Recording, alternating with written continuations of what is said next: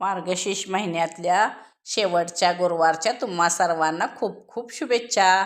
तर इथं करायला घेतलेले आहेत बघा मी वांगे, मस्त असे काटाळ ताजे ताजे वांगे होते. म्हणलं चला भरलं वांगं करावं म्हणून मी बघा वाटण पण करून घेतले. लसूण, खोबरं, कोथिंबीर, अद्रक, शेंगदाणे सर्व असं थोडंसं पाणी टाकून मिक्सरमधनं मस्त वाटून घेऊन टोमॅटो टाकले आणि हळद, लाल तिखट, काळं तिखट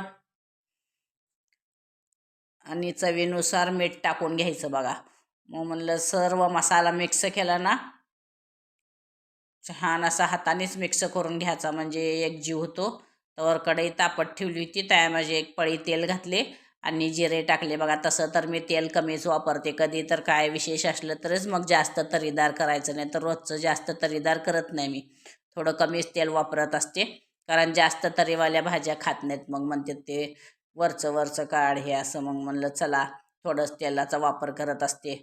नंतर ना बघा मग वांग्यामध्ये भरून घेतले. तसं तर पुरणच घालायचं असते शेवटच्या गुरुवारी, पण मी त्या दिवशी ना तिसऱ्या का बघा दुसऱ्याच गुरुवारी घातलं होतं, कारण दत्त जयंती पण होती आणि शिवाचे पाऊलुंडे पण घालायचे होते. म्हणलं चला झालं एकदा पुरण, मुलं पण खात नाहीत आवडीनं.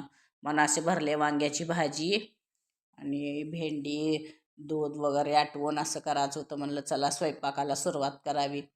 मग अशी आपट वांग्याची छान भाजी करून घेतली बघा. मस्त वांग वापरल्यावर राहिलेला मसाला पण मी त्याच्यामध्ये असं मिक्स करून घेतला आणि छान थोडंसं चांगापुरतं पाणी घालून वाफ देऊन घेतली बघा, मऊ अशी. म्हणजे कसं जास्त मऊ थोडंसं वांगा शिजलं ना खात्यात आवडीनं, जास्त कच्चं पण चालत नाही आमच्यात. थोडंसं गरम पाणी करूनच ठेवलं होतं, मग वतलं त्यामध्ये आणि ताट झाकून वाफ देऊन घेतली.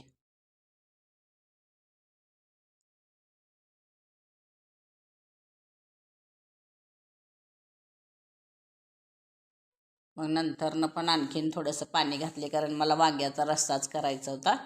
जास्त करून वांग्यापेक्षा रस्साच खातेत, वांगं काही खात नाहीत. मग आणखीन थोडं गरम पाणी घातले बघा.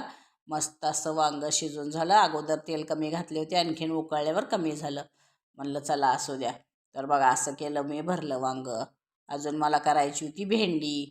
म्हणलं आता चला भेंडी धुवून घ्यावी म्हणलं आणि पुसून नंतरनं चिरून मग भेंडी करायची होती बघा. कणिक मळून ठेवली होती चपात्या थोडीशी, मग चपात्या पण करून घ्यायच्या होत्या.